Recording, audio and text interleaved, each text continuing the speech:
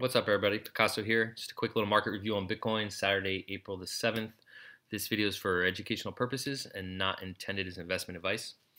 So Bitcoin putting in the higher low right here, which makes this harmonic pattern still valid.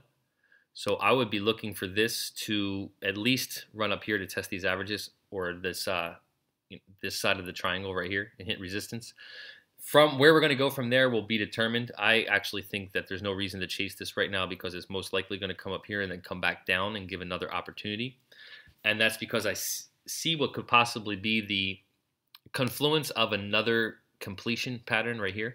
So right here we have this harmonic pattern that came to a completion here. And as long as we put in a higher low right here, it's still valid. Yes, it's going to grind its way out and make everybody confused in this time frame, or in the smaller time frames, because we're looking at a daily chart. You have to understand like how to relate time frames to how you feel about the market and the sentiment in the moment, in a sense. Like if you're looking at a move to manifest like this from this point right here of completion back up, you're talking that could take possibly weeks to play out because we're looking at daily candles here. And there's no telling that it's just going to go right up. It could actually do exactly what it did and still be technically valid, where we had 1, 2, 3, 4, 5, 6, basically a whole week where we did nothing here and came back to almost where we started. But we did that while the higher time frame momentum could reset. And so now we have a reset of that momentum on like the daily, the 3-day, the weekly, the 2-week even is going to reset on Sunday. So there's a lot of indication just in momentum and this completion pattern here that we could have come to a possible midterm or short-term bottom right here, at least to get a bounce up to here or a bullish run back up. Now, another thing that I noticed that was pointed out to me actually from a friend who's a more seasoned trader than myself is that we may very well have a completion here of a 5-wave set with what's called a truncated 5th wave. And what happens with a truncated 5th wave is the usual Elliott wave principle is that you have 5 waves. But sometimes this 5th wave, it doesn't have enough momentum to clear the top of wave 3. It has all of the other factors of an Elliott wave where it has subwaves and it hasn't enough of an impulsive gain. But sometimes when this 3rd wave, gets very extended, the 5th wave can't breach the top of it and it becomes what's called a truncated 5th wave. Now, they show up very, very rarely, so rarely that I really don't think about them too much. But a friend of mine who's a seasoned trader, who's been trading way longer than me, he pointed out to me yesterday when we were talking, and that's kind of adds a little layer of confluence that we very well could have reached the bottom of a 5-wave set, but the 5th wave just couldn't manifest below the peak of this wave right here. If that's the case, then it's adding a layer of confluence to me that we have 2 patterns now that are showing us possible completion and reversal, the Elliott wave and the harmonic. Now that would possibly, we don't know right now if this is going to break the resistance and run to 30 grand, or if it's going to bounce off of there and then break this support and run down to 3,000. We don't know. We just have to play the moves as they come with the long-term goal intention in mind. For me, whether we're going up or we're going down, I'm trying to stack Bitcoin. Understanding that, yes, sometimes Bitcoin takes a temporary value loss, but in the long run, it's going to have a lot more value. And so being a swing trader, you have to kind of come to a balance with that. I want to show you the technically how whether we bottomed out here or whether we come down here, the next goal or the next target in sight of liquidating Bitcoin at a higher value would be 30,000. Like the 1.1618 extension back up from this wave is going to be, if we fall down to here, the 1.168 extension is 30,000. If we actually put the bottom in here of the reversal, then we're talking about 28,800 as a next real possibility of an extension off of this emotional wave down to get that extension back up to these levels. So I still have a target up here, whether we're getting Bitcoin in this zone or whether we're getting it here for this. You know, it's about playing the opposite of what the market's going to do and being prepared for it. I feel like there's going to be a really good opportunity to short this thing for anybody who wants to short it once we get to here. Okay, whether these, we'll have to see where these averages are in a couple days, but my guess would be that these would flatten out a little bit because the price will be rising, and then the price will catch up to them probably somewhere around this line between 8,500 and 9,000. That will be a very good place for the sellers to step in again, and we'd have to watch out for that and how the mid time frame momentum, you know, if the 6 hour and 4 hour are running out of steam and they're like really overbought once we're getting up in the zone, and the longs are at an all-time high, then there's a really good chance we're going to sell down. So I just want to lay out what I see for the market either way here. There's a midterm run back up, but we'll most likely meet resistance here. I mean, we have the cloud there. On the daily, we have this triangular resistance as well. This technical pattern usually is good for at least a 50% retracement back up, which would be, yeah, right about here at about 9,000. So keep that in mind. Okay, we're definitely going to meet some resistance there. But what could very well happen if this was a reversal pattern in here is we should make a higher low. We should keep making higher lows now. This entire thing will be invalidated, and we will start our cascade down to 3,000 if we break this line. We will most likely come down and, you know, find levels of support, you know, 5,200, bounce back up, you know, 4,800, bounce back up until we finally work our way down. This is the middle of the road. Like if we break this line right here, then there's a lot of denial of bullish continuation. There's no pennant going on. You know, if we break this line, there's no pennant. There's no harmonic reversal. There's no Elliott wave reversal. It's just a cascade downfall. So that's something to look out for as well. The other thing to mention is that if this was a completion of a 5-wave Elliott set, it has all the elements for it, except this would be a truncated 5th wave. So the reversal back up could very well break this resistance, but it could also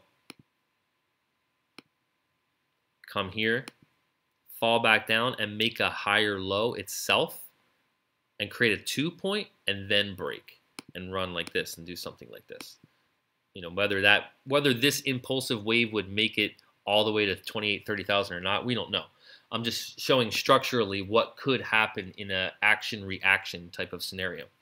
So as far as entering the market now, I would wait until I see the next significant sell-off, because at some point the hourly just reset here. At some point this is going to get exhausted.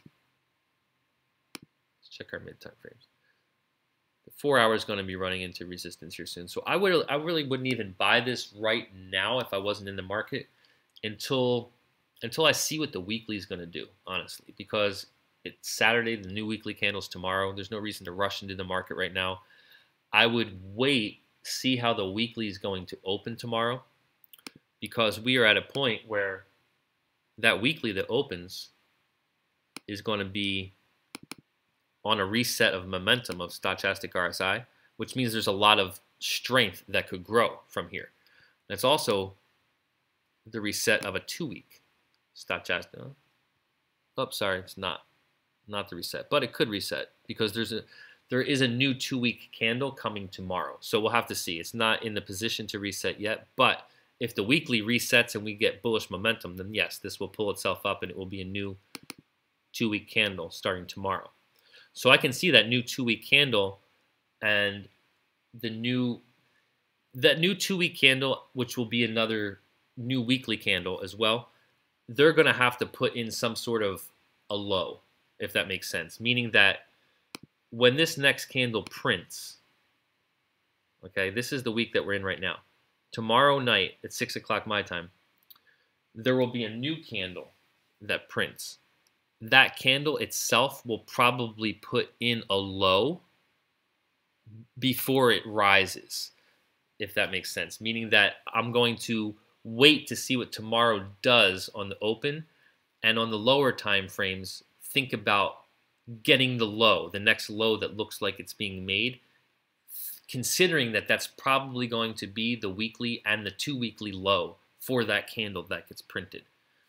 Hopefully that makes sense. I'm just trying to tell you guys how I read these candles and what I'm possibly expecting in confluence with the reset of momentum and the mid time frames possibly getting overbought, and then there being a sell-off to put in that low, but it would be the low for the week. And that's what I want to get. I want to get that low for the week in that zone so that when the candle starts to grow, I'm at the bottom and the base of that candle. Hopefully that made sense.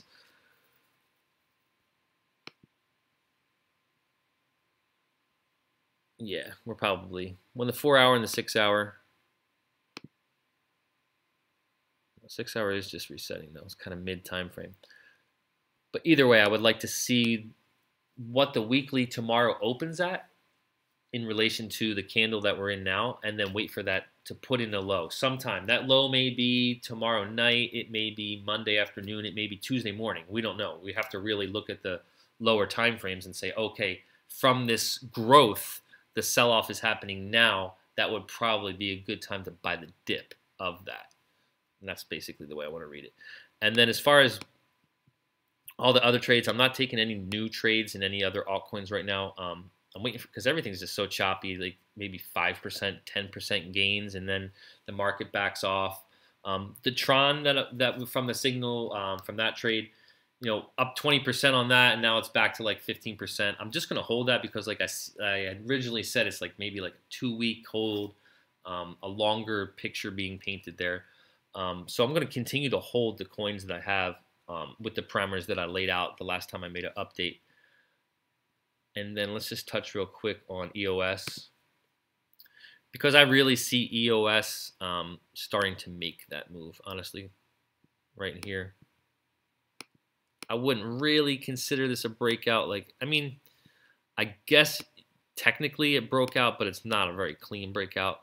But we are starting to see right about here, it looks like, we have from the top this resistance that it's been holding us back for quite some time. Now we have 6 hour time frame, momentum reset, cloud painting bullish. We've broken the resistance here, but we came back down, fell below it, but actually just left a bunch of wicks, and now we're pushing off of it. So there's a very good chance that the EOS analysis is starting to play out from the last video. So I'm loaded up. I decided that I'm just gonna buy the zone with the same parameters of stop loss that I laid out in the last video, which is about 4. I mean, at this point, I would stop out at like 550 again, because I wouldn't want to take that much, and I would buy lower with the same analysis. I want to express to you guys, like, trading is not an exact science. Like, trading is reading the charts is one thing, and then trying to get the placement is another thing.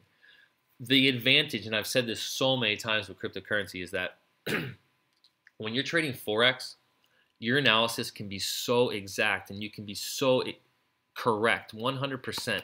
But if your placement and your timing is off, you can lose your money before you even have a chance to make money. The advantage in cryptocurrency is there's no, it's not highly leveraged positions. So you have room to play in your placement so that you can take a temporary loss for the bigger gain. And so that's why I'll give this trade a little bit of swing here. And if it doesn't go my way, I'll stop out with just a partial loss, and then I'll buy it again a little bit lower with the same analysis in mind. Because sometimes you have to take the trade 3-4 times and get the right placement before the analysis plays out, because that's just the way the market is. It's really hard to, especially in, like, if you guys are trading on BitMEX and stuff like that. I mean, I hardly trade on leverage like that unless I want to really just boost my Bitcoin on like a very impulsive move. But almost all the times that I made a lot of money on BitMEX, my account was super negative and close to liquidation. Almost all of the times, like where the price was against me because your placement is just a little bit off, like, and the market moves back down and will, like, the only advice I can really say is that if you have your analysis and you really think it's going to go a certain way, when it starts to look the opposite way and scary as shit, stick to your fucking analysis and try it again, because most likely, because you need to buy that fear, you need to sell that greed, like you really, depending on which way you're going. So when you feel scared and the market's moving the opposite direction of what you thought, that's most likely your opportunity to take the trade, if that makes sense, because it's definitely a psychological game. All right, keep stacking it, guys. Cheers.